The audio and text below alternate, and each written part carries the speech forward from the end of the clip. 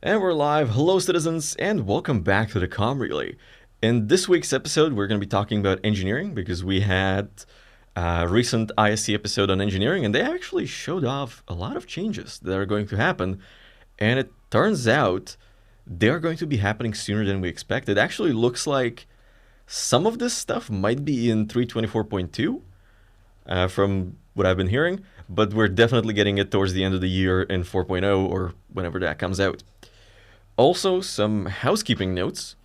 Number one, if you want to join the Comm Relay as a caller, all you have to do is join the Armory Discord server, link in description, and then join the waiting room channel once the show is on, which is now, and I will pull you in when I'm ready for you.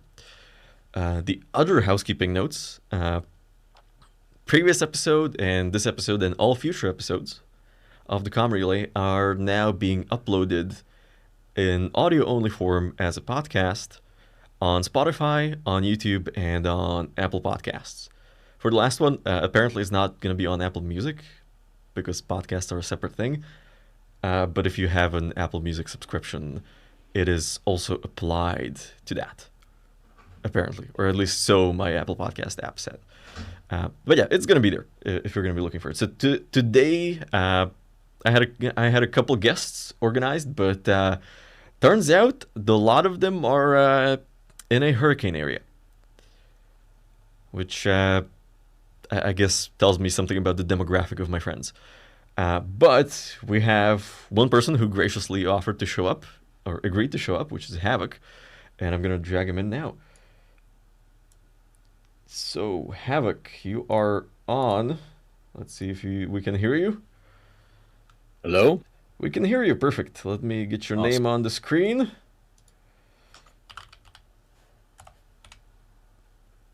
Almost gave you an O instead of a 0.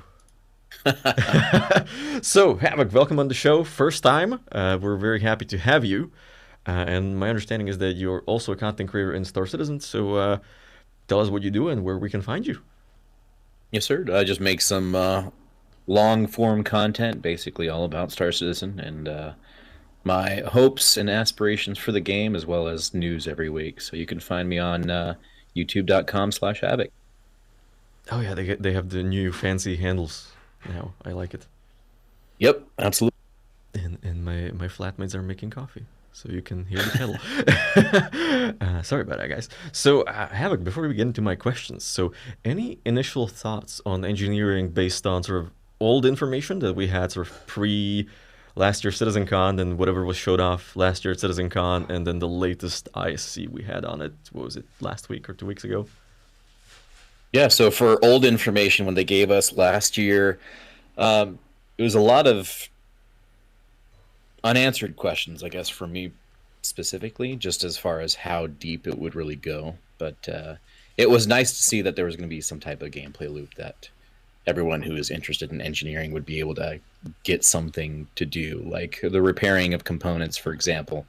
I know that there was, because when I saw that, I was thinking in the back of my mind, subcomponents, because I remember years and years ago they were talking about subcomponents. I'm like, I can't. I Yep. need subcomponents. Let me remove pieces and replace them. That's like one of the coolest parts of engineering that I'm looking forward to. But with ISC, there was a lot more information that they gave us, with the biggest one being armor and how that's going to really affect like all the different ships. Like every single ship is going to be affected by engineering. Yeah. But also just kind of how they added armor penetration and how components could be still repaired up to a point.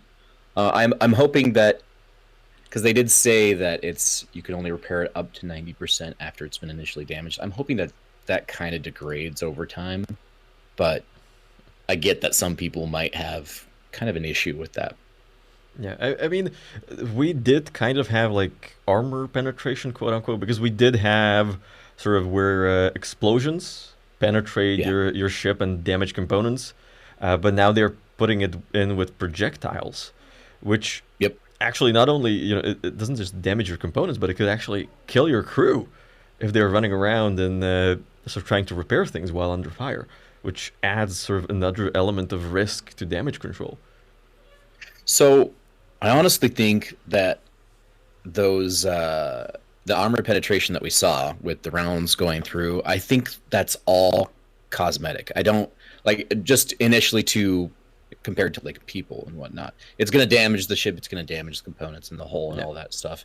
But I don't think it's actually going to hurt the crew. And I think it shouldn't, kind of in a way, because we had it back in the day where literally you could essentially snipe somebody out of the freaking Oh cockpit and yeah, kill the them the with a mass original strike. arena commander.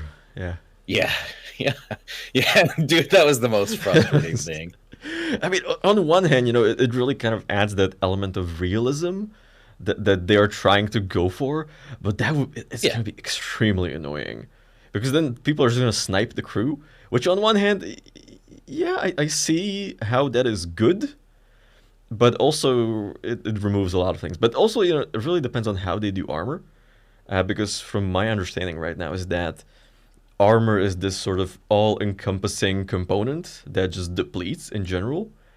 But what I think eventually they're going to do is that some areas on the ship are more armored, or they have multiple layers of armor going on, yeah, and that might be able to protect your crew. Where, oh yeah, the component bay is sort of outside the like the spalling armor that you have inside of ships, like real life ships. I believe they put like a anti-spalling layer on the inside, so if something penetrates the hull and there's shrapnel going through, it's gonna catch it before it kills someone.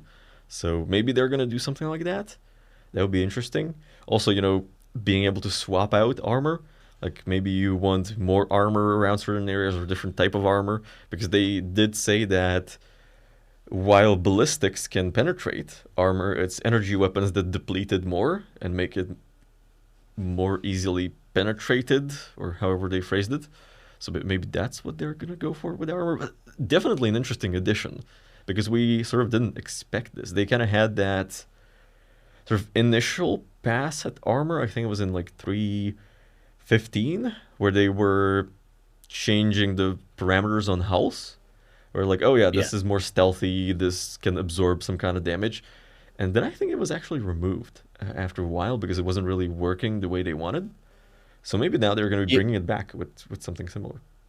yeah. Well, they talked about delta signatures, right? And we're kind of just getting a little off of the engineering topic, but they did talk about delta signatures and how they're gonna implement that whenever in the near Yeah, future.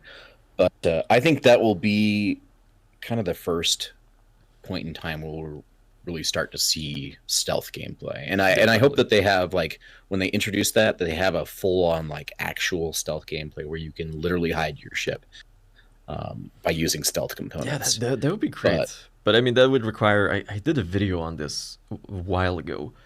It would have to like probably require a total rework of how sensors work.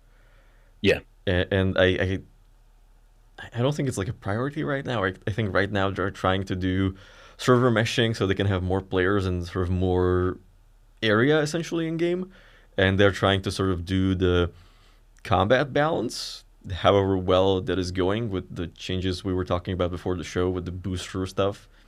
But I mean, obviously, that's PTU, so they might just walk it back like they did with the inventory kiosks. So yeah.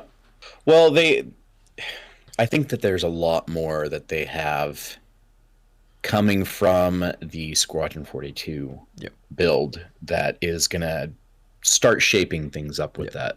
I think that they actually have a lot more in-depth scanning mechanics that will be used for stuff like that. So, yeah. I mean, we're still missing the sort of FPS scanner they showed off at CitizenCon for the yeah. Squadron demo. So I think that might be coming in. So they might have the rework sort of stashed somewhere. But we're sort of seeing a lot of different things coming. We have the new MFDs coming in 24.2, which is Yeah. very cool. I haven't seen them yet, but I hear that they're very nice. So Oh, they look amazing. yeah, well then we will see. We will see. How it's gonna shape up. But yeah, we needed an MFD rework very badly for the last couple of years. So I'm just happy that something is being done about it. And like generally seeing content is always good with Star Citizen. Oh yeah, Especially always. when you think about it, we're getting MFDs, power management, and a lot of bug fixes with 3.24.2. It's a pretty big minor patch when you think about it. Plus, Yeah, well, it's all the also on the 4.0 build too. true So also, and I mean, there's also going to be a bunch of stuff for IAE, and there's probably going to be at least one straight to flyable this year, at least, at least I think. yeah, I've been hearing some rumors about the Misk Fortune for Yes. one, and we haven't heard about the Mirai Guardian in a minute. Yeah. Uh, They have a the lot of Legionnaire has things. been worked on a lot. They have a lot of things in the pipeline that could be either sort of existing concept coming out or something brand new coming out. Uh, Yeah, but I try to like stay away from leaks. Like I used to like follow this pretty closely for years. Uh, but then it was really like ruining the joy of it for me. So I wait. Like yeah, rumors. I hear rumors and I'm like yeah, that would be nice. But then it comes and I'm like, oh yes. Anyway, we got way yeah. off topic, so let's move on to engineering questions. Good. So my first one is, uh, how do you think engineering is going to translate? Because engineering is a feature. So how do you think engineering is going to translate into damage control as gameplay? So I really think that's gonna basically begin with like some real time decision making. So engineers are going to need to prioritize which systems to repair first based on the current combat situation. So say we're in like a C2, for example, because that's been the number one thing that we've been able to test. Yep. For example, if the shields are down and the power plant is damaged, restoring the power first becomes the top priority because Yep. we literally have nothing to defend ourselves, or we can't power our ship, can't move around. Yep. So we work on that first and then move on to the shield. It'll likely involve a lot of like triage where engineers will have to decide whether to repair the critical components quickly or reroute resources to keep the ship operational. So kind of like drawing for weapons to power the power plant or the shields or whatever. And I mean, there kind of comes because there are going to be really two mechanics going on there besides component repair. You're going to have the fuses, and that's going to be for power junctions going. Yeah. And then you have sort of the uh, battery reserve, because you're going to have a battery that stores some power that you can use if your power plant is damaged or destroyed. And now that I think of it, they're actually going to have the engineering profiles as well. So you could technically have a profile for normal operations than combat, where you prioritize shields and weapons, and then sort of a damage control profile where you're still under fire, so you push all power to shields and engines, so you can get out, and you sort of manipulate that energy reserve that you have in the battery. I'm very curious about that, and they did, I think, at least what I got from the latest ISC on engineering is that you remember in that first build where you had like, your systems can't function all at once. You have to turn something off because your power plant is not making enough power. Yeah. It looked to me, or my understanding from that ISC was that they moved away from it, where you kind of have like a normal power level on everything, but you can sort of go low power or lower power on some things when you don't need them, and build up that energy reserve, and then when you need it, you can spend the energy reserve to overclock certain systems or components. That's the understanding I got from the latest ISC, anyway. Yeah, and that's also another good topic. We haven't had overclocking of components for a long time. Like they Very got rid true. of that Very true. for gosh, when did they remove that? Oh, It was a while ago. it's been a while ago, because I think it was when they did kind of the weapons normalization, where they made all weapons of the same size and type have the same properties. I think that's when they removed overclocking, because they sort of did this with all components, where sort of all size one shields do the same thing if they're like civilian or military. So Yeah, I because think we had them in 3.5, yeah. I believe. Yeah, we had overclocking. It was a really good thing for mining, but then I don't think it does anything anymore. Like, you have the option to overclock a component, but I don't think it's doing anything right now. But if anyone in Yeah. chat thinks we're wrong, feel free to tell us we're wrong, because I don't often have the need to overclock something. Not recently, anyway. Yeah, I don't think I've seen it whenever I access the MFDs, to be honest with you. It's there, but you have to go in the power MFD, and you actually have to open items and like find the item. Yeah, it's pretty hidden in there.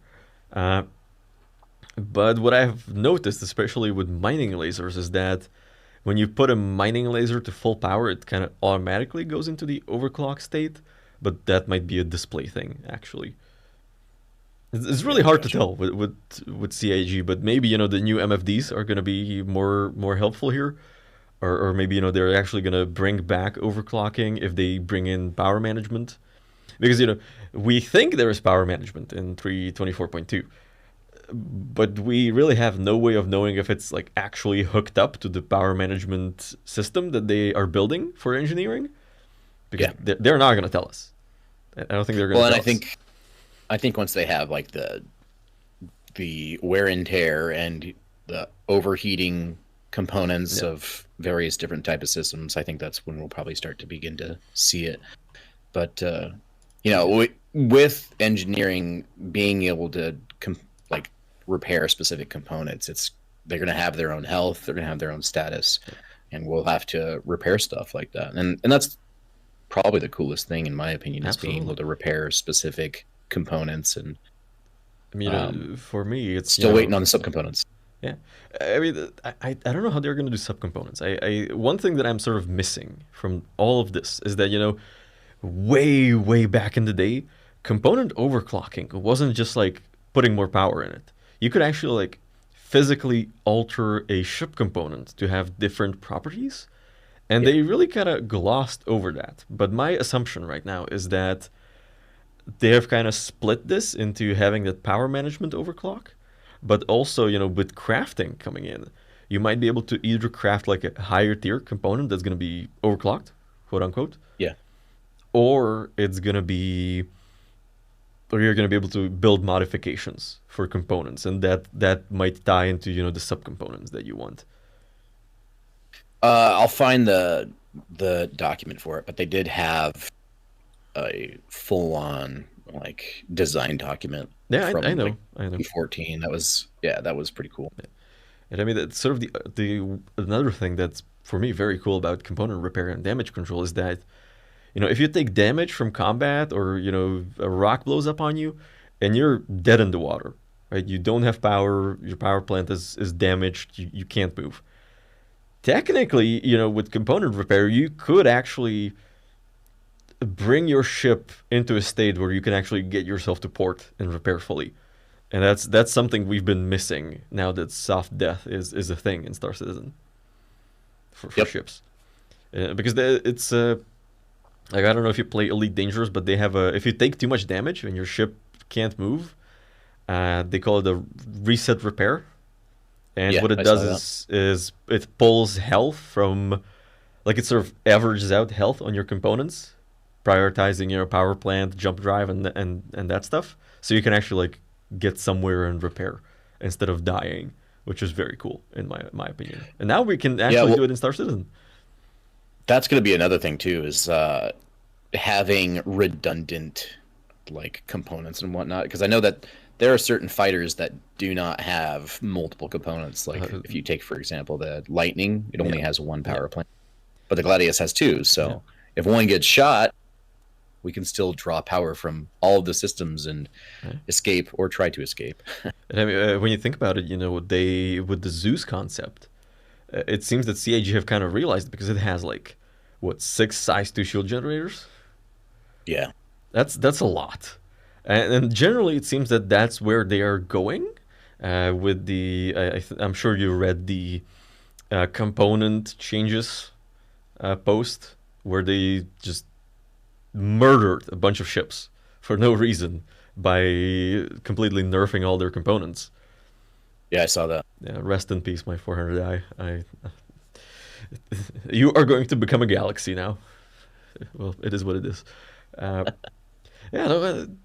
I like the 400i It's a great ship. It looks good, but it's been broken for so long, and now. So the main thing I liked about it was that it had triple redundancy on everything, and now it doesn't anymore. And that kind of takes away all my desire to explore with it. Because if you're exploring with it, because it's an exploration ship, then you you want to have component redundancy, but Yeah. now that it doesn't have it, it's kind of a weird move. Then again, it's more of a. I have been told that the 400i is more of a glamping van rather than an exploration ship. And and to whoever commented that under one of my posts, you're not wrong.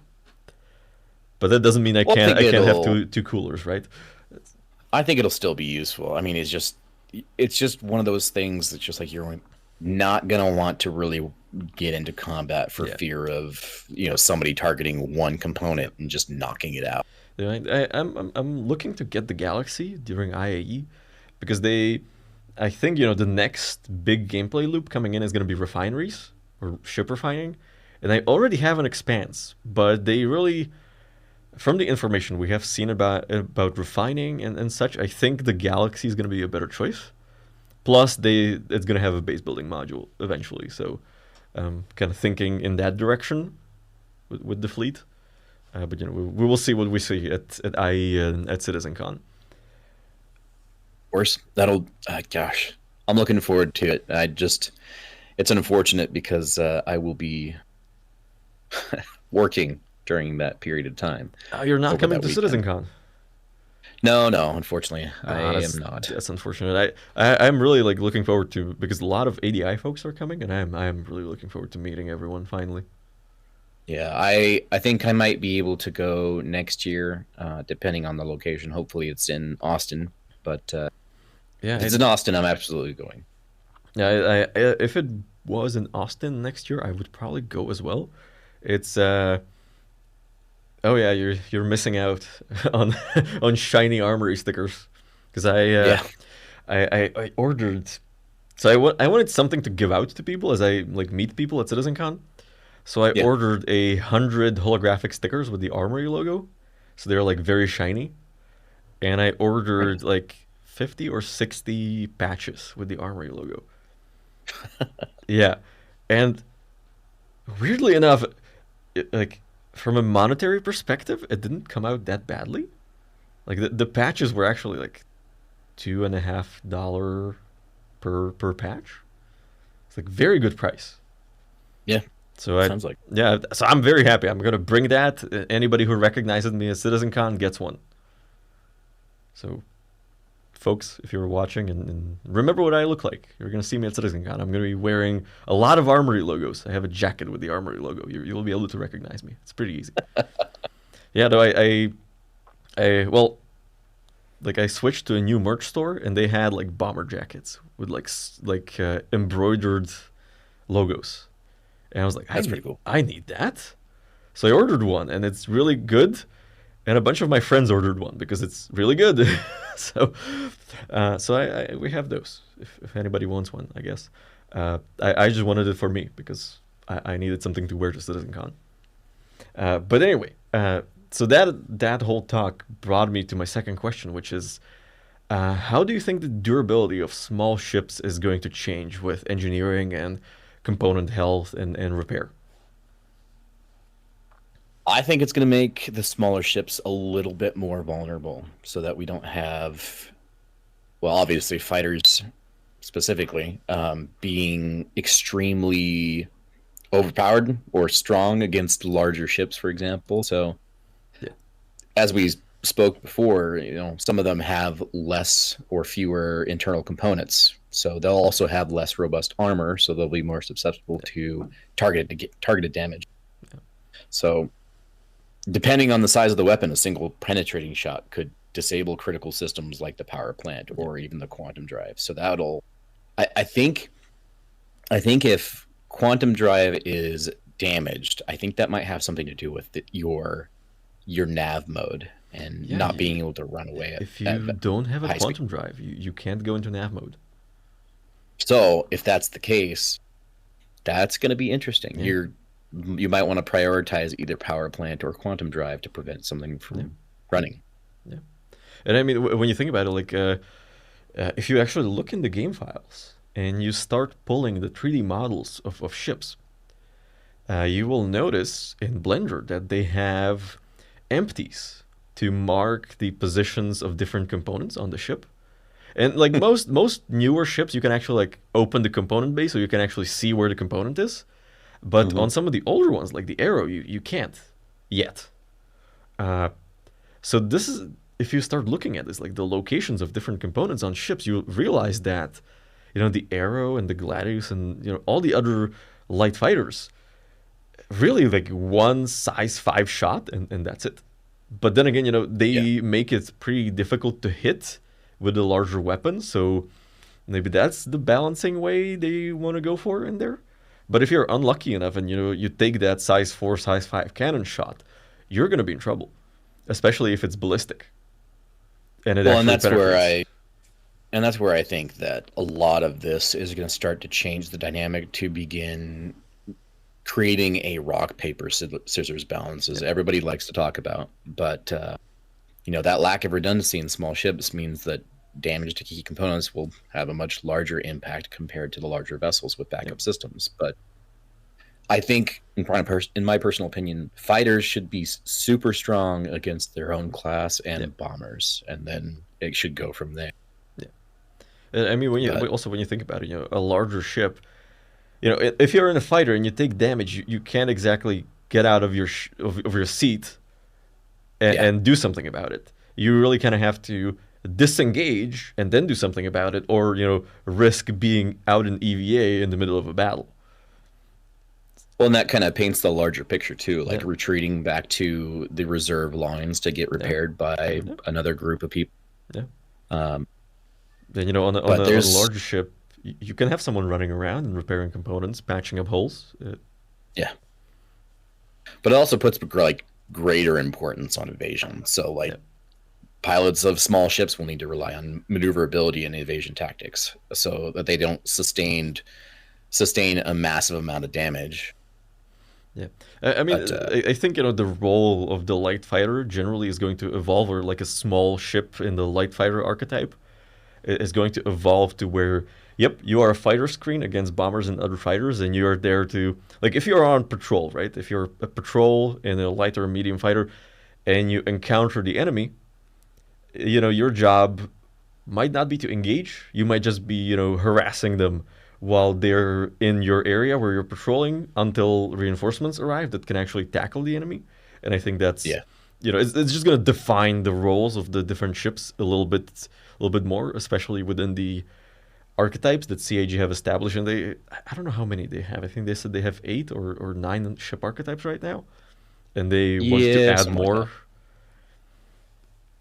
And Yeah, obviously there's the because like the Prospector and the Hull A also fall into the light fighter archetype. They said, but these ships, they have an interior, so technically you can go in, run around, do repairs, and also my assumption is that they're going to be a little more armored because you just have the lift capacity to, if to say it plainly, to put more armor on it yeah. compared to like an Arrow or a Gladius.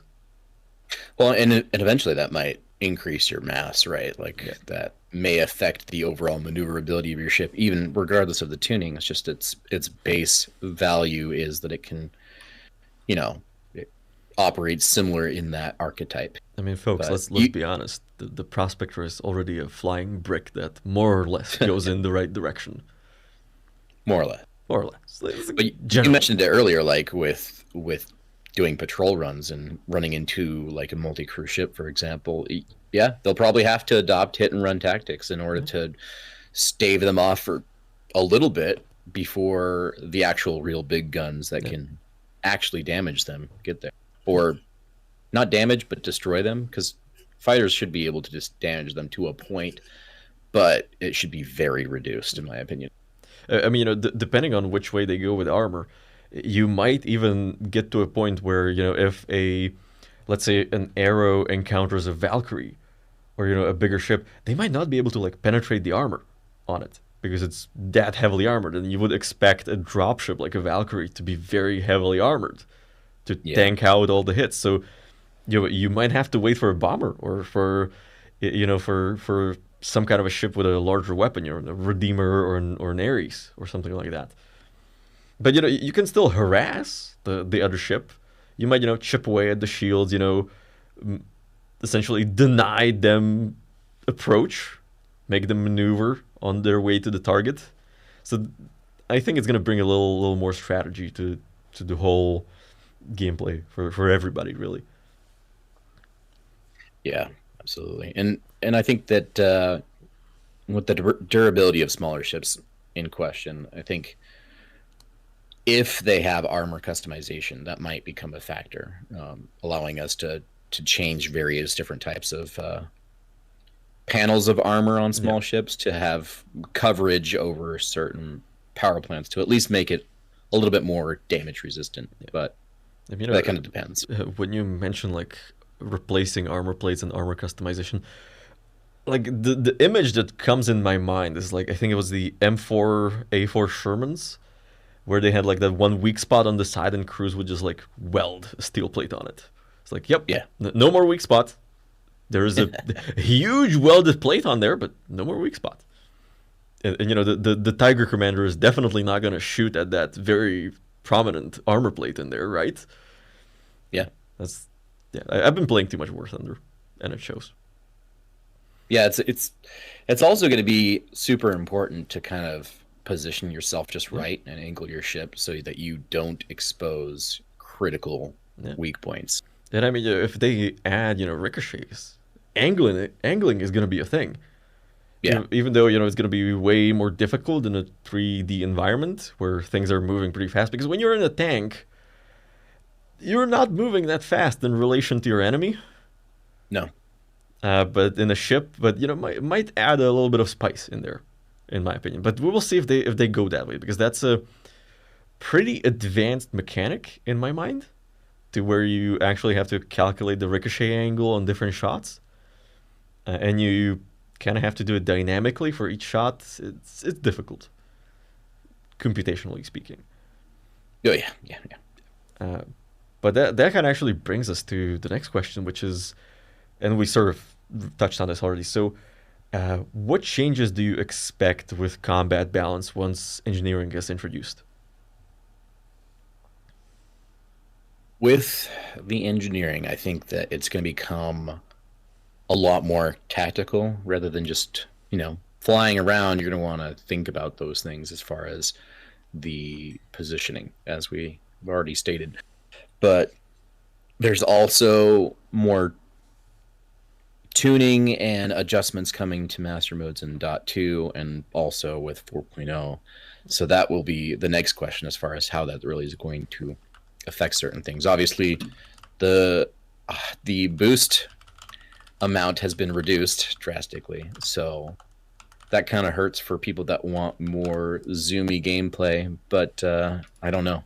I think there's still going to be plenty of that. I think, that fast-paced zoomy gameplay is going to move to like sort of the lightest of the light fighters and snub fighters category, to where you're going to have Furies and those sort of having that very fast-paced gameplay. Because in a Fury, they did show it off. You really have all the components sort of within half a meter of each other. It's like you take one good hit and that's it in a Fury. Yep. So really, but I think it's still going to have that fast-paced component to it. Because with the speeds on the snub fighters right now, I think the Fury last time I flew it was like 320 meters per second. I think something like that, like SCM, no boost. So that's a lot of speed. So you do have that evasion capability there, and it's going to be very much about positioning. They still kind of don't have those energy equations in there that the Fighter Mafia came up with, and that's, I think, what a lot of people are wanting. But on the other hand, we're not building DCS; we're building Star Citizen. So, yep, absolutely. I think multi-crew ships are going to have a much bigger advantage with engineering, and I think it's going to be a lot more interesting and actually draw people to be in multi-crew ships, especially if they can nail down turrets being actually pretty dang effective against fighters, because right now they're pretty trash, and they definitely need to be strong against fighters, Yeah. stronger than they are currently. I mean, the problem there is with how they sort of calculate projectiles right now, because the Yeah, calculation currently in game is speed of the projectile times lifetime is your range, yeah, and you have projectile inertia, so it accepts the speed of your ship. So if you're flying fast at your target, you have more range by how fast you're flying. So that always puts the defender at disadvantage if they have a turret, because that turret is not moving technically. But they did say they're planning to address this somehow. They didn't specify what exactly they're looking at.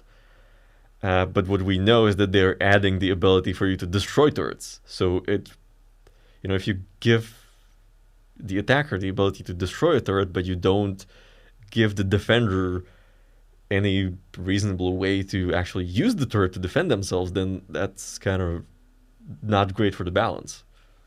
yeah, absolutely. Yeah.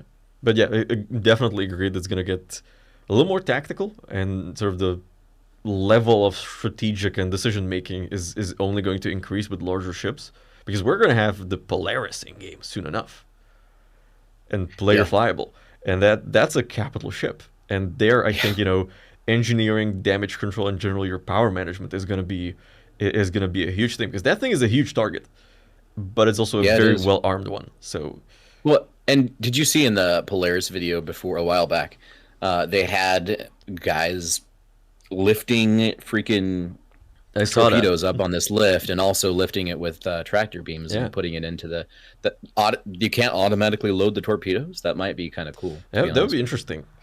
That whole clip made me think of like a year ago. I saw a video on how they load torpedoes into submarines, where it just Yeah. kind of has to like go through the whole submarine, like at a Yep. 45-degree angle, and they have like a hole in the floor for it. So that's what I thought about. I think my understanding, at least, is that you have some number of torpedoes in the launcher on the Polaris, but you can Yeah. rearm them in the rearming hull or rearming Yeah. deck or And whatever they're calling it. So could be that would interesting. But then again, if you're in a Polaris and you're engaged to the point where you have shot all your torpedoes, you probably don't need them anymore. Like you're probably probably pretty not. close to whatever it is that you're trying to shoot at.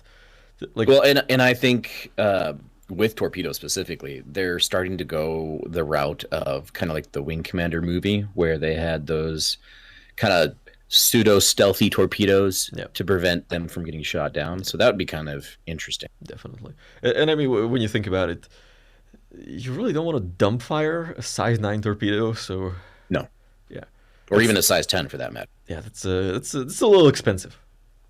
Very. I can. Well, size nines are very expensive as it is. I can only imagine size tens are even more. Yeah, there's a lot of But explosive in there. Like explosive is expensive. Okay. yeah. And But any, go ahead, please.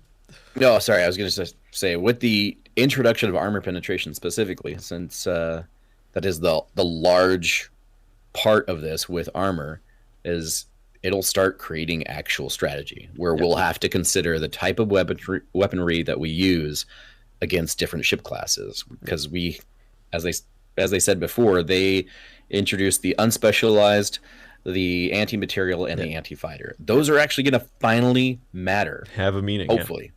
I really think railguns are gonna make a big comeback with armor. Oh 'Cause yeah, you're probably gonna absolutely. get a pretty good armor penetration value for there. So if Yep. you wanted to equip like a medium or a heavy fighter for sort of especially with the new trigger groups, you could actually, and I'm thinking specifically of the Hurricane here, because you have 4 guns on the turret. You could put 2 anti-fighter repeaters on there and 2 railguns for if you happen to fight something a little tougher, and you could assign a trigger group on it. And yeah, you're kind of losing a little bit of firepower both ways, but you're kind of equipped for both eventualities. What I'm really hoping for, of all things, is not only just with like FPS gameplay, but also with ship gameplay. I'm really hoping that they implement a type of ammo system so that we can choose. Okay, yeah, you get like say, an anti-material weapon, like a ballistic cannon, for example, but you switch out the ammo for something that is different, say like depleted uranium, and then you'd have depleted uranium freaking rounds that are able to penetrate a lot more effectively than anything else. I'm thinking birdshot for cannons. So yeah, got fighters bothering you? Only have cannons? We got birdshot. Or fighter shot, I guess. But yeah, ships, I think, with stronger armor may require a lot more coordinated attacks to degrade their defenses before the internal components can be targeted. So especially if they add sort of armor zoning and having different amounts of armor and tracking independently on different areas of the ship. Yeah, absolutely. And that would make everything significantly more dynamic for engagement. And that actually brings us to my final question, which is, what features are you missing in what we have seen so far and what we think we're getting in 4.0? I think subcomponent management would be something that's missing for me, being able to swap out different parts and just make it deeper than just, as everyone likes to criticize, beam gameplay, beam repair, beam deploy. But it would be interesting to see how engineers have to carry a specific subcomponent as spares. That would be making like logistics and resource planning even more critical than it is now. But also some things like damage control automation. I can't talk, sorry. And having some level of automation for certain aspects, so that automated fire control was fire suppression was the big one for me. Where it seems like an obvious thing to have, but it's not going to be there yet. But sort of on the subcomponents thing, I just remembered, if you remember the Pyro missions ISC, they kind of had the one where you find spare parts. So maybe that's kind of a testing ground for subcomponents, where they're like putting it as... So maybe they're sort of going in that direction eventually, but they're trying to test out the sort of UI and the interaction on it. Maybe that's what they're going for right now. Yeah, and I think that those types of automated systems should require some type of resource or like even just power in general for the ship. But it might need to happen so that it's less overwhelming for specifically more so solo players than people with group players. So I mean, generally, gradual change is always better. I think that's one of the major problems with master modes, where there really wasn't any way to introduce that gradually, and we are kind of seeing the fallout of, it's a drastic change that happened very quickly with very little information going out about it. Like, if you weren't paying attention and if you didn't play the experimental Arena Commander modes with master modes, you would like wake up in the new patch and be like, I can't fly my ship anymore. Exactly. Nothing in game really prepares you for how to use master mode, really. So I need to check if they updated the tutorial for master modes, because the tutorial was made before. So I need to check if they updated that, because if they didn't, that would be a major problem. Yeah, that's a good question. I don't know if they have any updates with that. I know they now have all the landing zones updated for it. So maybe they, if when they were doing the passes on the landing zones, they reworded the tutorial, because it doesn't give you an on-screen prompt as to what to do. It just gives you the text in the Mobby Glass on what to do and in the objective. Yeah. So questionable efficacy on that one, but hey, it's a tutorial. You've been asking for a tutorial. We have a tutorial now, so that everybody can be quiet and calm and be happy about it. Anyway, any final thoughts on engineering? I think that it's going to offer a lot more interesting gameplay. I wish that they would actually go into the contract system and completely update and refine the player contracts, because I think that it could really offer a lot more engaging gameplay, where people can say, hey, I'm stranded over here and I don't have any of these tools or any of these components or Yep.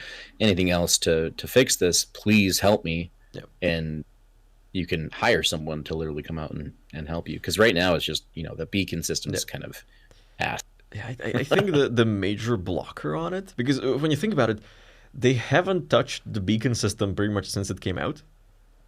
Yeah. And I think the blocker there is that they need to finish the reputation rework to make it work.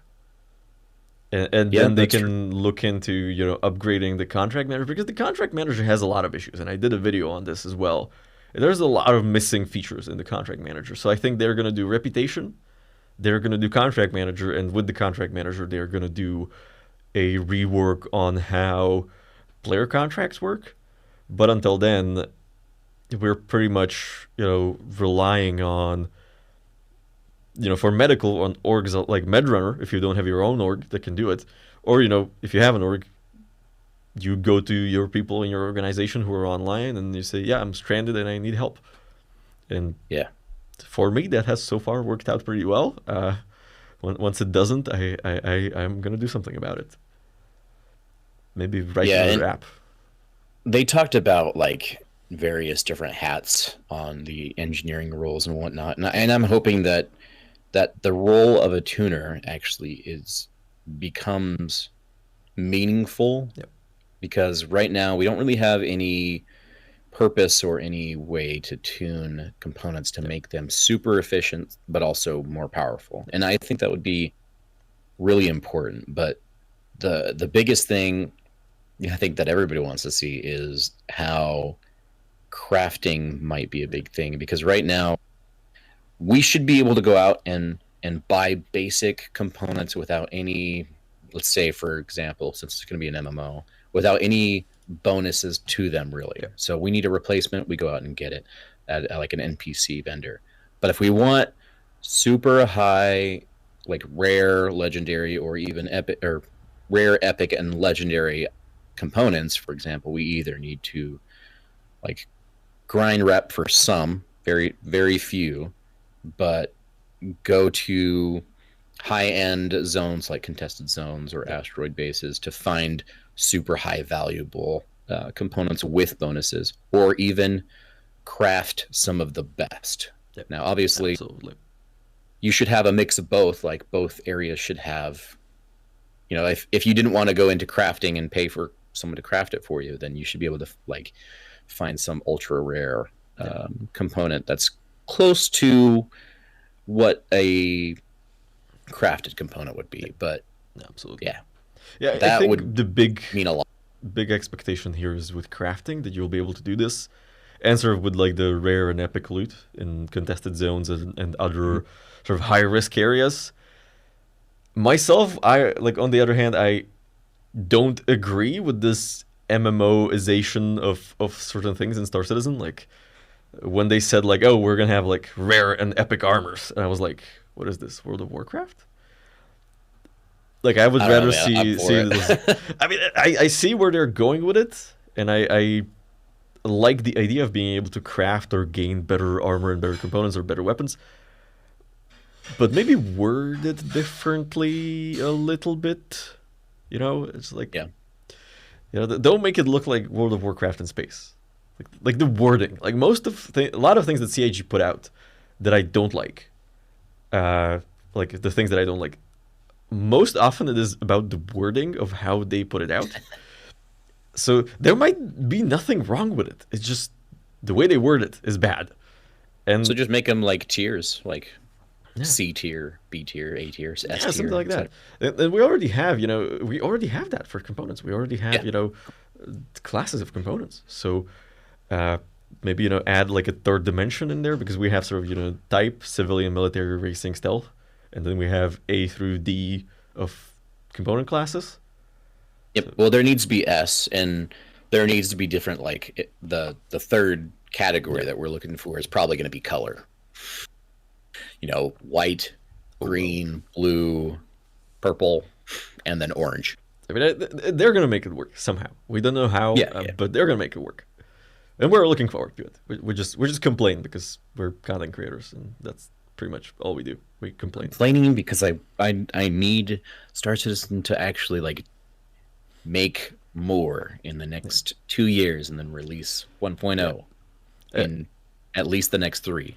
That's the thing I get very often from viewers is that Space Court, you only shit on this game, and I'm like, no, I want this game to be good, so I'm pointing out what they're doing wrong. And especially being a software developer, I look at how they do things and I'm like, why? Just why? There's a better way to do this. And like literally, I'm only an armchair developer, so I don't know the first thing about making a game aside from like I see the aspects of like as a content creator where they're coming from. Like, okay, we want to share everything, but we also do want to share everything. But there's more to it than most people see, and that most people don't understand or think about. I do my best to educate people that watch my videos on just what it takes to build something. Because when you think about it, for example, the Armory is a project that's 3 years in the making, being actively developed still.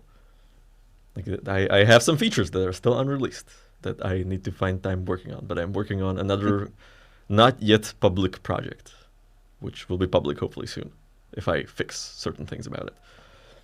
But no one needs to know about that yet. Anyway, Havoc, unless you have anything else, I'm going to let you go, and we have Crew waiting to share with us his HR inappropriate voice.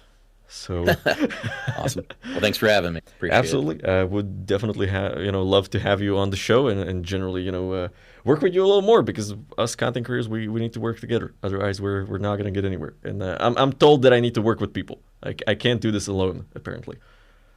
Yes, absolutely. So thank you very much. I appreciate you joining us. And yeah, I hope to see you on the next one. You're free to move up and move out, I guess, or move out directly from the channel, and I will drag Crew in. All right, sounds good. Have a good one. Thank you very much. You too. All right, guys. So that was Havoc, our first guest for today, talking for almost an hour. But definitely go check Havoc out on YouTube. He does really great videos, great research on all of his topics. I've been watching his videos pretty much since the start of when he started actively making videos. Really good stuff. One of my favorite content creators in the space of Star Citizen to watch. And before we move to Crew, I'm sorry, Crew, I have to pay the bills. So, just a reminder: if you want to join the Comm Relay, join the Armory Discord. Hop down to the waiting room, and we'll get you in. We will get you on air when we get to you. If you missed this episode, it's going to be uploaded as a VOD on Twitch, but also a audio-only version is going to go out on Spotify, Apple Music, and on YouTube as a podcast for you to listen in, because I understand that some people don't like to watch stream replays and they would like to listen instead. So that's perfectly fine, and I made that work for you. Also, my social media manager would be very angry at me if I didn't tell you guys that the September is ending tomorrow. And apparently it makes subs cheaper.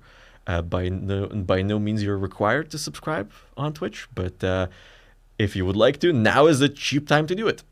Plus, it buys me coffee and snacks for my cat, who sadly didn't make an appearance today yet. But we have one more guest to go, so yeah. And besides that, follow the Armory, follow me on all the social media. We have all of them now, apparently, and yeah, let's get to our next guest. So let me get Crew in here. Come on, Discord, drag. Okay, Crew, you are here and you're unmuted. Can we hear you? Yes, can you hear me? We can hear you. And let me get your name on the screen. So, Crew, welcome back on the show. We're very happy to have you. I'm glad you made it. I was kind of worried that you weren't going to make it, because I had a bunch of people cancel on me last minute for hurricane reasons, and I was kind of worried that you also got caught in that. Oh, no, thankfully I'm inland far enough. I mean, Texas, in this part of the area, doesn't really get hit by hurricanes as much as tornadoes. But unfortunately, I had a previous meeting run long, so that's why I was late. That's what I was going to say. Like, so you get tornadoes instead. It's like, it's spicy air either way. Like, yes. We are supposed to blame Turin. His retirement funded the hurricane. Oh, absolutely. Yeah, Turin, if you're listening or watching after this, we blame you. Uh, so, but yeah, no problem at all. I'm very happy you made it. Meetings run long all the time. I would know the first, last, and the middle thing about it. I've been working way too much. Anyway, Crue, so first thoughts on engineering based on sort of latest ISC, the one before it, what we saw at CitizenCon last year, and sort of all the old information we've had for years now. Yeah, it just gets more interesting as they kind of progress with the engineering systems. I was looking at some gameplay of NA2 actually earlier this week, and it was really interesting seeing how the main engineer can kind of see all of the little statuses within what they were showing within the Arena Commander playtest. So it really looks cool because then at that point you're basically communicating from a team lead to a sub team, and then that sub team has to have the right amount of parts, and then they have to know where to go, how to fix it, and you've got sub components of these relays that if they go down, then you got all sorts of havoc going on the spaceship. You know what I'm just glad about this whole thing? That my division is not the one who's going to be doing the training for this. Presumably. I guess that's a good point. Yes. I assume it falls under CIM, but now that I think of it, CSS does have repair and resupply on it, so maybe it is on us. I think it would be, yeah. No, I will ask the board and I will get back to everyone on this. Either way, so let us move on to the questions. So, how do you think engineering is going to translate into damage control gameplay? You know, engineering being a feature more than a gameplay, but you know, damage control being kind of the emerging gameplay out of engineering. Right. Well, I think the main focus, at least what I am assuming SIG is doing at this point, is basically going to be survivability, because once you get that kind of multi-crew aspect into the engineering piece of it, and you actually have people, you know, replacing components and everything, as long as your shield and your hull is intact, you can keep on fighting. And that means longer fights, longer duration of fights, and maybe a couple of wins just because you have more people doing more stuff. Yeah. On a side note, Havoc says that yes, it will be me, and he outranks both of us, so I guess it's going to be me. Oh, excellent. I'm glad everybody besides me is happy about this. But yeah, I fully agree with you. You know, survivability, especially on larger ship, is going to increase. My concern here is that, and I'm using the Hammerhead as the example here because for the A2 it's different, because the A2 has a designated engineer spot in the crew. So you technically have that one person to do the running around and the directing, but on a Hammerhead you have exactly the number of seats and the number of beds as you have sort of turrets and sort of spaces that you need to occupy by crew, especially. So technically you kind of have the person in the co-pilot seat, the captain, who can get out and run around, but their job is to kind of run the ship and like decide where to go and sort of how to maneuver and where to be, you know, tactically in the battle. So you might, and as they add more functionality to co-pilot seats, where like they're able to control missiles and scanners and that kind of stuff, you might want to have that person in that chair. So that really presents captains with a choice here, is that you either tell someone to get out of a turret and do damage control, and if you're a fight, you not necessarily want to do that because you need those turrets online, or you want to bring extra crew, but now you don't really have room for them because there is no extra seats, there is no dedicated engineering console for them to sit at, there's no beds, there's not enough beds for them, and once life support is in, there's not enough life support for these people either. So that's a choice for you. On the A2, it's easier because you have that dedicated engineer seat. So that person technically can be your sort of engineer and damage control in one person, which is probably going to get pretty busy, but well, what can you do? But again, on the A2, you have, is it the A2 or is it the M2 that has the extra drop seats? I think it's the M2 actually. M2, yes. Yeah. So technically on the M2, you can have the live cargo do the damage control. It's like, you guys want to get where we're going? Well, grab a fire extinguisher. That's what I'm thinking right now. But anyway, and any other thoughts on damage control in general with engineering?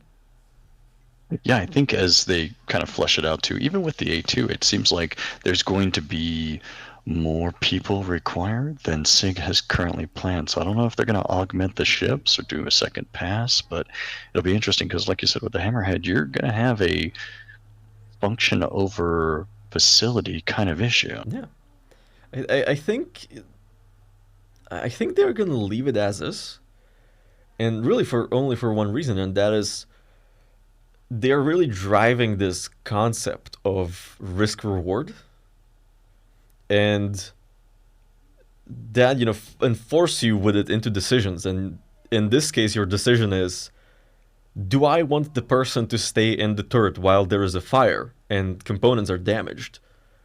Or do I want them to get out, lose a turret, but they're gonna like start bringing components back online because, oh, maybe we have lost a shield or maybe we lost the power plant. So you're gonna have to figure out what is your priority in that situation, and maybe maybe we can stick it out a little longer on the battery. So maybe we let them be in the turret for a little bit, but let's try and disengage a little bit so we can recharge and have someone get out and do damage control. But again, you don't have a dedicated engineer seat. You have engineering consoles, but they are nowhere near anyone because I don't know if you know where the engineering console in the Hammerhead is. There's two No, I'm not or familiar three with that actually. one. There is one. So there is one on each side, sort of between the turrets. There's kind of like a component space. It's like a hallway, and it has a console and some component brackets on there. And then there is the official one, I guess. It's sort of in the back. It overlooks the cargo hold. It's kind of a pretty hidden area because I think you have to go through the kitchen to get there. Oh, over near the rear turrets. No, no, no. So you have like you know how you have the cargo bay, and it has like Right. a window in the top deck of it. There's an engineering bay in there with a workbench and everything. So I think that's your engineering space, where your engineer is gonna Oh, do like repairs and stuff. It's kind of hidden. I found it completely randomly while exploring the ship when it came out, and that's how I know where it is. I could not tell you how to get there because I don't remember, but I could probably find it if I had a hammerhead. But yeah, that's so funny. this is going to be a problem with other ships, where my number one question was, where are they going to put the engineering consoles? But when you think about it, most larger and multi-crew ships already have a placeholder type console. Like even the Vanguard has a engineering console or like a console. It doesn't do anything. You can just stand there. Same with the Reclaimer, and the Freelancer also has it. The Connies don't have it. The Connie doesn't have it because the Connie was made way before they even thought there was going to be engineering. So they might have to rework the Connie. Plus, add the component base and everything. But they did mention that they're going to put some kind of a reduced version of the engineering console into an MFD. So maybe for the time being, until they get a proper engineering console into every ship, they're just going to give you the full console in an MFD. We will see. Yeah, because that could then be positioned with your co-pilot as that kind of augmented role. Exactly. But again, like I said, it's going to be that risk reward. You know, what is the lesser evil for you in that situation? Do you want to lose a third or do you want to be on fire?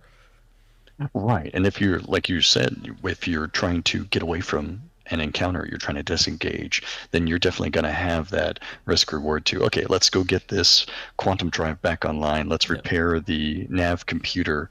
We can take down the turrets or two turrets if Yeah. that's the case. Get those people on that task and then get out of there. Yeah, I mean, when you think about it, on the Hammerhead, if you're flying away from someone and they're chasing you, well, you're not going to be running away very fast. So they're probably going to be all over you. But let's assume a scenario where you're successfully running away and they're behind you, right? Right. Like decoupled and you're rotating your So shields. so you technically could have the two front turrets get out because they don't have a firing angle on your pursuers, most likely, and do damage control to help you out. So there is some decision making to this. Like Havoc said, this is gonna be very tactical for multi-crew ships, especially, and even more tactical but in a positional sense for light fighters. But that kind of brings us to the next question, which is, how do you think the durability of small ships is going to change with engineering and component health and armor. Well, I think if you're looking at smaller ships, I mean, your fighters are going to be in their own little class and tier if they don't have engineering positions and the ability to move around and change components. The durability as well as the time to kill are just going to be on a completely different level. Yeah. I mean, when you think about it, on some fighters, the way the components are positioned, one good hit and you're losing 2, 3 of them. Like you might lose all your critical systems in one hit if it's a penetrating hit of the correct size, essentially. And that might be a huge problem for especially light fighters, because they can have all components very much grouped up into the fuselage and the wings, especially on the aero and like snub fighters. Like I mentioned this when I was talking to Havoc, but if you saw the initial engineering demo, they were showing the components on the Fury. It's all in one place, like all of it. There's no protection in there.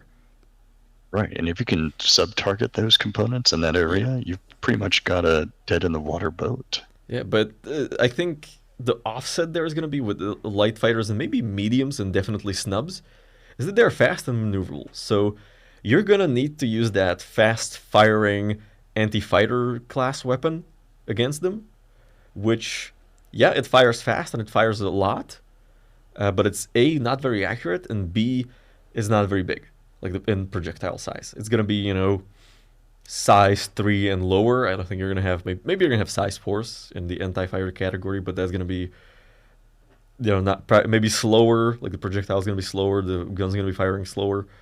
So they might be able to tank out a few more hits out of there. You will see. I think. Yeah, and then of course hit placement's going to be key because even when I'm fighting an M50, those things are just super fast. That's fast. I really hate them when I encounter one on a bounty.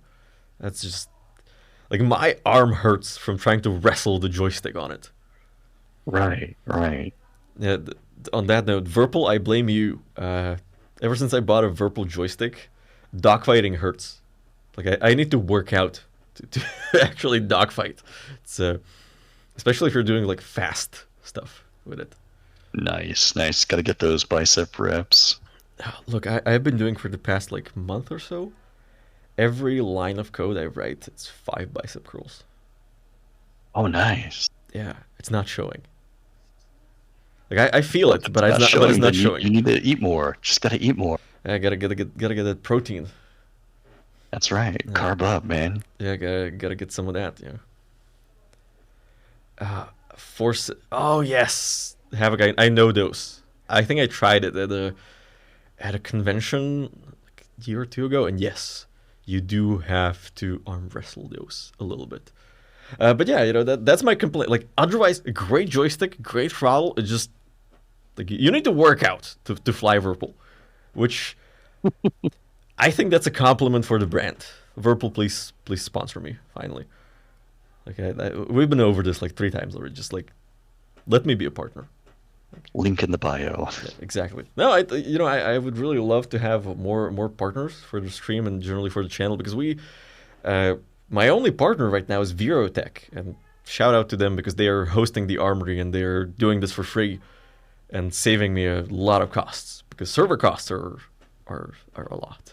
Like if I was running, every time I use the armory, it's super smooth. Yeah, it's running on a tier 1 data center on its own virtual machine. It's very fast, very snappy, and I do a lot of work to optimize it to make it fast for everybody.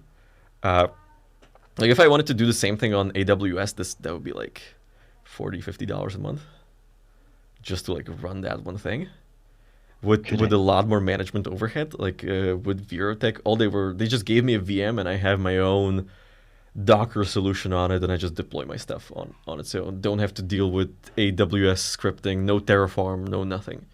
It's beautiful. Love it. If anyone watching wants a hosting solution, they're linked in the channel and on the armory. They're great guys, really. And hopefully they're gonna host the other project I'm working on also, because that's gonna need a little more processing power. Oh, sounds like a solid deal then. Yeah, it's definitely a good deal, and I am told that their pricing is very reasonable, and they're US based, so especially for US clients. So yeah, the armory is hosted in the US, but it works great all over the world, as far as I know, at least. Anyway, let's move on. Any further thoughts on the small ship durability and balance generally? Yeah, I think at that point it's going to take a lot more shield management and combat awareness of the pilots. So you're basically upping the skill level at that Yeah. point. I mean, speaking of skill level, really, you had a lot of people with master modes complaining that they sort of lowered the skill ceiling, and I think this could, really lift it back up, where you're actually gonna have to like manage your shields and sort of manage your positioning, and sort of know not only where the thing you're shooting at is, but sort of know where other threats might be. Because yeah, you might be in a 1v1 dogfight, but there might be an enemy gunship in there trying to shoot you down at the same time. So you have to kind of manage all of these things at once, and I think it's going to be very cool for people for people who enjoy light fighter gameplay, and especially snub fighters. I think snub fighters are really going to shine in this because they're very fast, very hard hitting, but they're made out of paper. So we'll see how that works out for them. Yeah. Anyway, so let's move on to the next question, which actually ties into this. So, what changes do you expect with combat balance, sort of in relation to armor and engineering and all that? Wow. I mean, as far as that goes, I mean, I'm hoping they're going to get armor sometime soon so we can start testing out that, because then that's going to at least lend into the durability of each of the components that you're going to be taking damage on or having to repair. As far as the rest of the engineering stack, if they can give you, line item diagnostics, if they can give you the ability to switch power to different places that you can give it more or less energy or priority, repairing stuff in console rather than having to what I call sneaker net each of the components, that'd be nice. I mean, my understanding is that they're bringing in sort of the version 0 armor with engineering. That's my understanding. So we will see it. We will see how because they showed us like the armor component that depletes as you get shot at. I'm not quite sure I understood it correctly, so we will see what that looks like. But I definitely expect larger ships getting a bit of a durability boost, even though I don't think the health pool is going away just yet. Because when you think about it, you still have to track sort of the structural integrity of the ship besides just the components and the armor. Because, sure, it didn't hit any components, but when you take a size 9 torpedo, that's going to take a chunk out of everything. So I think they're still going to have to track some kind of a structural health pool to where, like, your components are still repaired, but like you have taken so much fire, your ship is about to fall apart. Yeah, that's going to be important because if I'm missing one wing over here and one stabilizer over there, am I really flyable? Yeah, I think that's going to be a big thing where when they do sort of control surfaces, especially for fighters and with sort of that hover mode version 2, as they showed off last year at CitizenCon, I think then it's going to be important if you lost any parts. Right now, it doesn't really matter. Unless you like lose an engine. Then it's a problem. If you lose an engine, you have a problem. Especially on the Buccaneer, it's a huge problem because it's very imbalanced. When you lose an engine, you're screwed. Like you're not going anywhere. Same on the Cuddy or the Cutter or the Corsair. And why am I naming all the Drake ships? But yeah, generally that's kind of the problem I think we're going to see with control surfaces. I don't know how it's going to affect larger ships because they don't really have control surfaces. So yeah, that's true because they're not exactly fighters. But I can kind of sense a feel for the kind of ships that you like to fly. Well, I'm a big Crusader fan. I got the MSR. I got the C2 or C1. I have the M2, but that's bought in game at the moment. So, but yeah, my fleet is kind of all over the place right now. I'm trying to like get the Galaxy during the IAE instead of the 400i because the 400i has fallen out of grace with CIG. And I have a Zeus, so that's kind of redundant. Yeah, the Zeus is gonna be nice. I'm really looking forward. They really got me with like that ladder. That really got me. That was a nice touch on the Zeus. I really like that. Those little creature features definitely make it a little bit more realistic, I guess, in that respect. It really, it's one of my big complaints about the MSR is that, you already have the elevator. Just make it go all the way to the ground. All you gotta do, just make it go all the way down, and I'll be happy. That's all I That want. would be nice, yeah. And my understanding was that they were actually planning this at some point, but it got scrapped, and then they said we're gonna do it, but not really.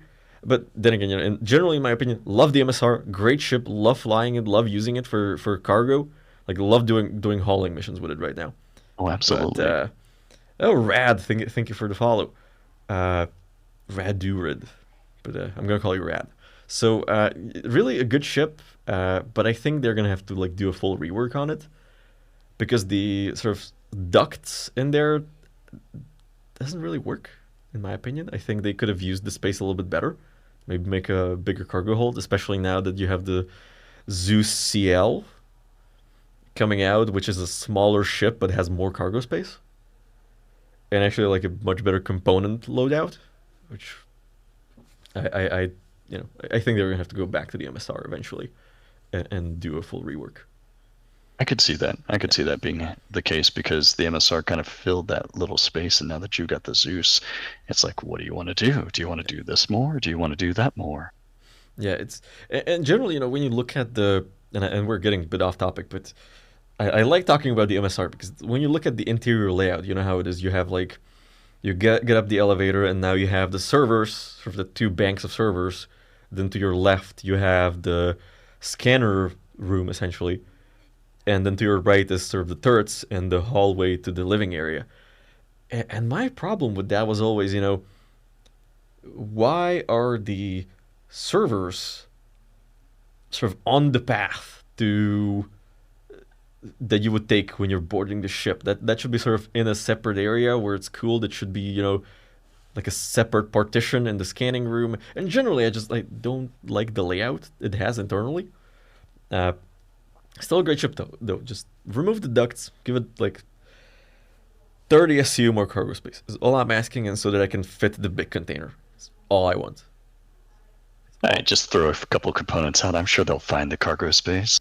Yeah, I think if they reorganize the sort of crew areas a little bit better, because if you remove the ducts in there, you can do one of two things. You can either sort of thin the ship a little bit so it's not as tall, which would be nice because it's very sort of sleek looking and very thin in the concept, and that would sort of bring it back in line with it. Or you can do some vertical spacing with the living areas because there's a lot of empty space in there. So you could do two floors for living. You could do sort of a crew deck, and you could do sort of an engineering slash scanning deck, and a little more cargo also. So lots you can do with it if you put your mind to it. But Anything can be cargo space if you're brave enough. true. I mean, my big problem right now is that I'm doing like the 80 or 90 SCU hauling missions, and that gives you a bunch of 8 SCU boxes. But you can't really fit all of them in there, so I have one or two just hanging out, just like wedged between all the other boxes in the door. So far, it hasn't blown up. Uh, You're just hoping it doesn't create enough collision damage. so far, Clang has been merciful with me, and nothing has. I don't know if you played Space Engineer, so I don't know if you know what Clang is. No, I don't get that game. Space Engineers. So Clang is the evil god of physics. It makes things move when they shouldn't move, and it makes things explode. Oh, okay. All hail Clang. Yeah, so Clang has been merciful with me so far, and nothing has blown up. Nothing has fallen out either, so that's pretty good.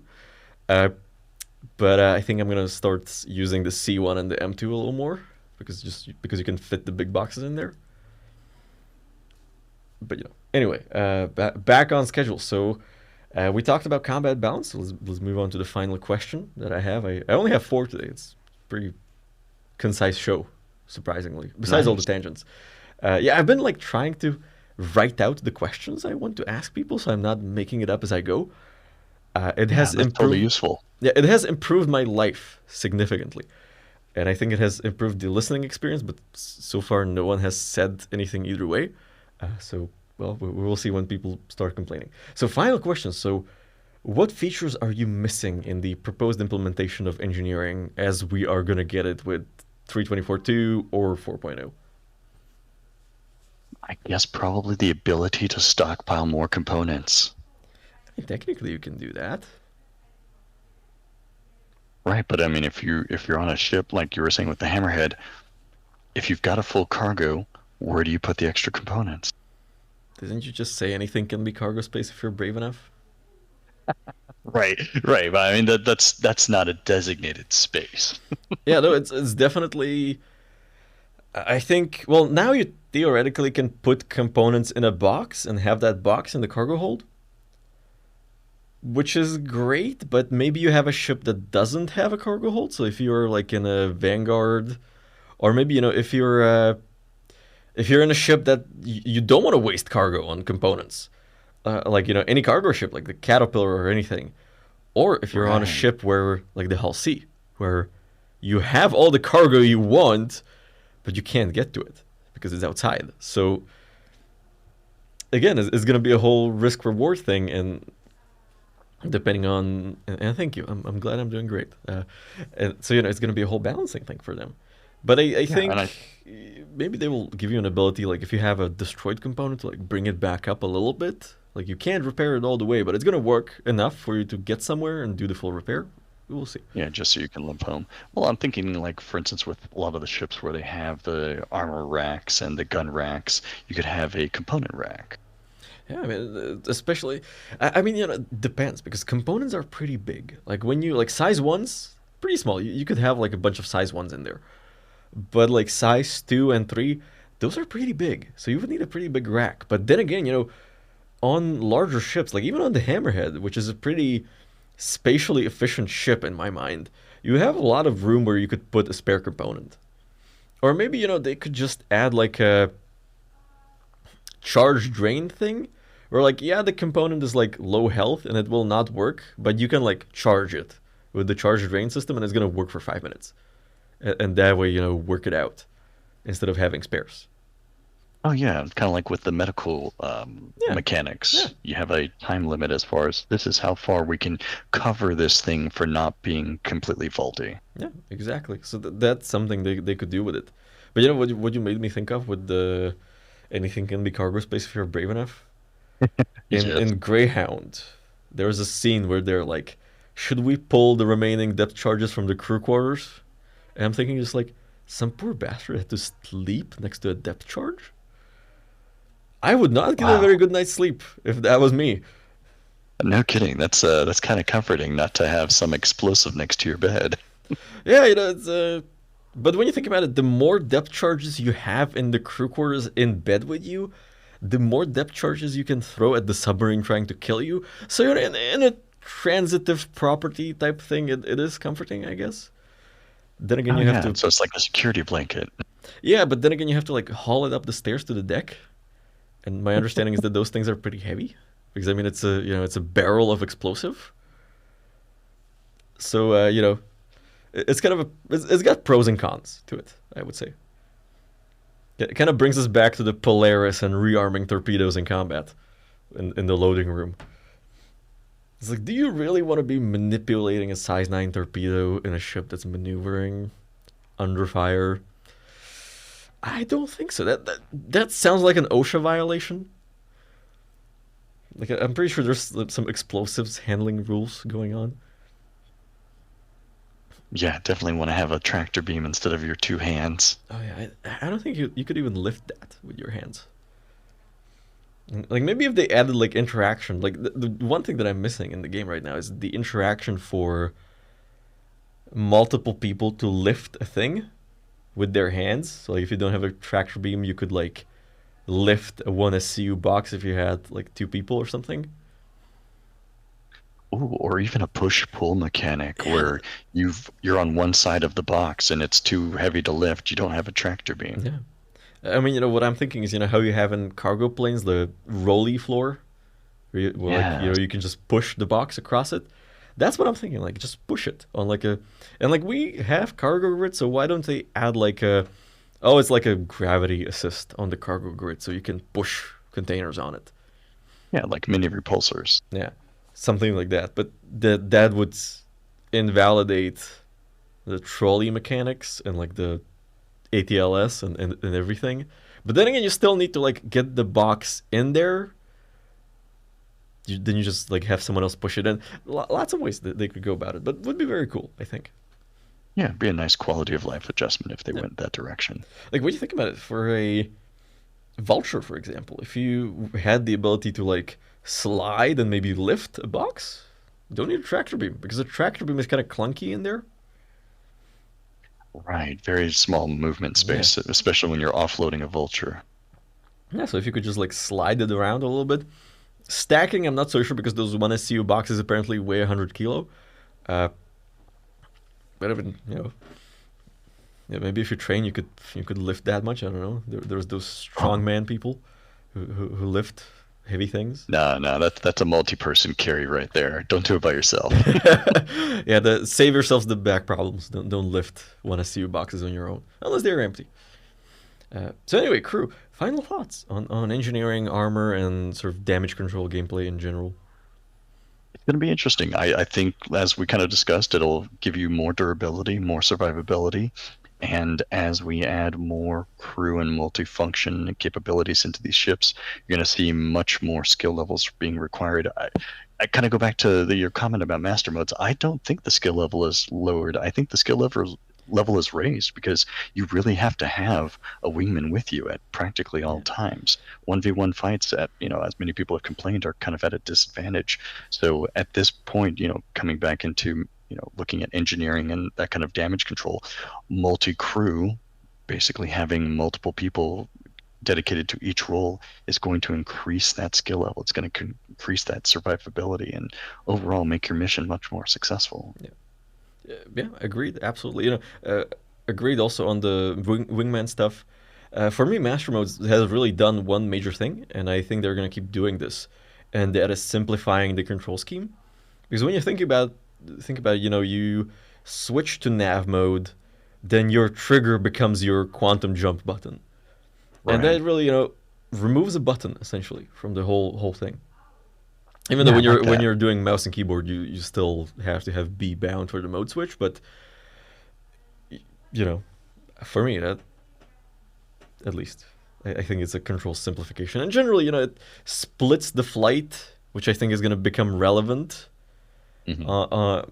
later on once more complex mechanics are added.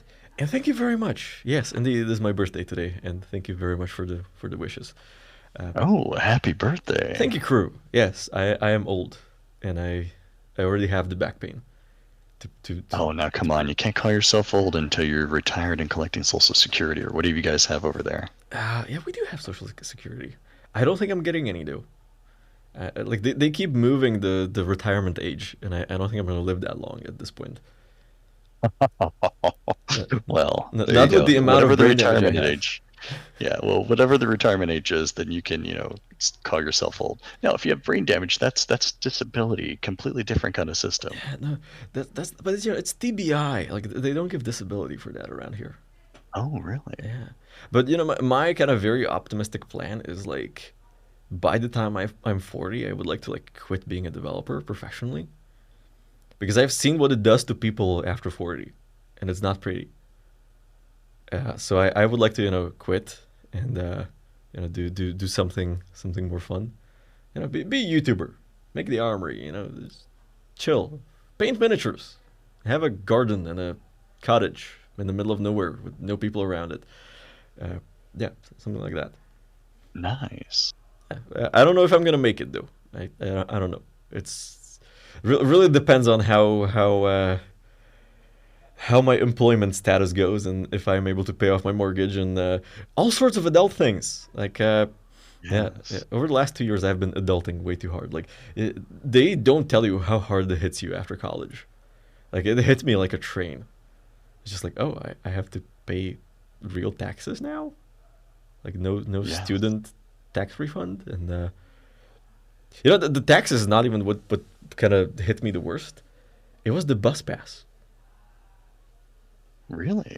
Yeah, because I don't know the exact numbers, but when you're a student for an annual bus pass, it's like 50, $60.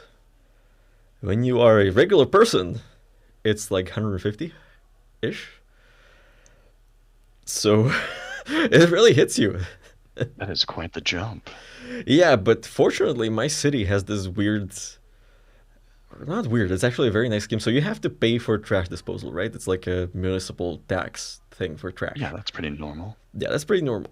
But if you pay that, they will give you a discount that equals the trash tax to the annual bus pass.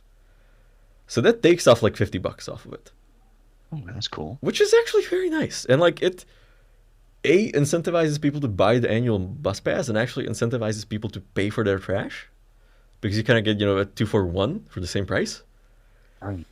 Plus, I think I think you actually get a little bit for paying your property tax here, which I also got. So, yeah, surprisingly, property tax very low. That I was expecting like 10 times the number I got because I have no idea how property taxes work because school didn't prepare me for this at any point. Well, if it's anything like my area, it's by square footage. Yeah, it's square footage, and then they do like a multiplier by sort of what area you are in. So I am an apartment in an apartment district, so it's pretty low. Because here in the former Soviet Union we have like apartment districts, which you Oh, guys don't okay. have. You can see when you want to go to the store you have to drive. All I gotta do is walk 5 minutes in a direction, and I'm at the store. Oh, that's handy. Yeah, if you want to get a taste for like how to build a Soviet neighborhood, there's a game for this, and this is gonna A be a topic game. for another episode. So it's called Workers and Resources Soviet Republic. It's it's made by I think one guy from Slovakia, uh, and he has like very beautiful pictures of Košice, which is a city in Slovakia, and it's all about building a Soviet republic. And he's got all the buildings, all the vehicles. Like if you build a city, it looks like my hometown. It's like the buildings, it just looks exactly like the place where I grew up. And it's great because you learn that people don't have cars. So I actually have to like build stores and services near their housing or like provide public transport. And you really start think city skylines, but in the Soviet Union, and much more difficult. Very cool game. Wild.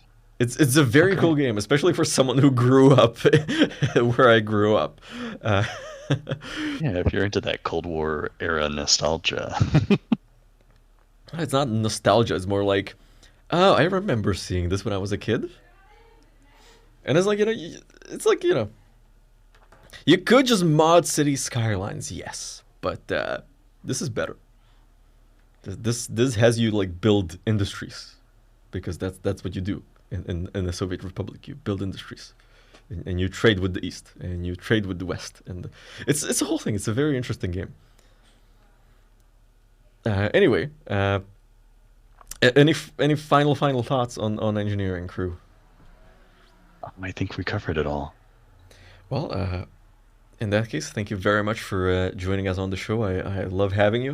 I hope to have you next time. And I'm sorry again about messaging you 3 times while you were on vacation because I have the memory of a goldfish. No, it's perfectly all right. I was having a little downtime by the pool, so I was good to answer. Yeah, no, I was just like, I sent you that second message or third message, and I was like, wait. And I look, 2 messages up, and I'm like, oh, we had this conversation before. It was kind of funny because I copy pasted the message. I know. And I was like, yep, I deserved that. Anyway, crew, thank you very much for joining us again, and hope to see you again. Have a great rest of the day, in peace from my annoying presence, and hope to see you on the next one. Thank you. And, Definitely. Thanks for the invite. yeah, absolutely. So thank you, and you're free to go. And again, thank you. All right, so ladies and gentlemen, that's gonna be it for today. And no, City Skylines is not the same as Workers and Resources. I love City Skylines, but Workers and Resources is better. It just kind of has that like special place in my heart. You know, you got trains. It's got trains, and I know Cities Skylines has trains too, but this has better trains. Anyway, so with that being said, that's it for the show today. All of you, thank you for watching. We had a lot of viewers today, so thank you all and new followers. Thank you all. We had people following us over the week, and yeah, thank you all for supporting the Comm Relay. If you would like to be a guest on the show and actually talk to me about the topic of the day, don't even have to answer questions. If you want to just come on for 5-10 minutes and talk about the topic of the day, you can also do that. I would be very happy to have you. That's all the show is supposed to be about, talking to the backers and giving the voice to the community. So if you would like to do that, join the Armory Discord server with the link in the description, and be in the waiting room channel when the show starts. I'm also taking questions before the show, or sort of in the time between the shows, and that those questions can be reflected in the show later. And yeah, we're going to talk to you. Also, follow us on YouTube, or follow me on YouTube, YouTube/The Space Coder. I do weekly videos on various topics in Star Citizen, theory crafting, and sort of explaining mechanics as I understand them as a software developer. And yeah, and all the other social media. We got Instagram, we got Twitter, we have TikTok now also, which is apparently very popular in the Star Citizen community. But anyway, so the Comm Relay streams every Sunday at 7 p.m. Central European, 5 p.m. UTC, and noon Central Standard Time for you folks in the US. Would love to have you on the show. And yeah, if you missed it, we upload this on Spotify, on Apple Music, and on YouTube podcasts. So that's going to show up on YouTube Music and also on YouTube. So you can listen to it later on if you haven't caught the whole episode, or if you just want to listen to it again in case you missed something. Yeah, that is all for today. Thank you all for watching. Thank you for the follows, and I will see you next week on the next episode. Thank you, and good night.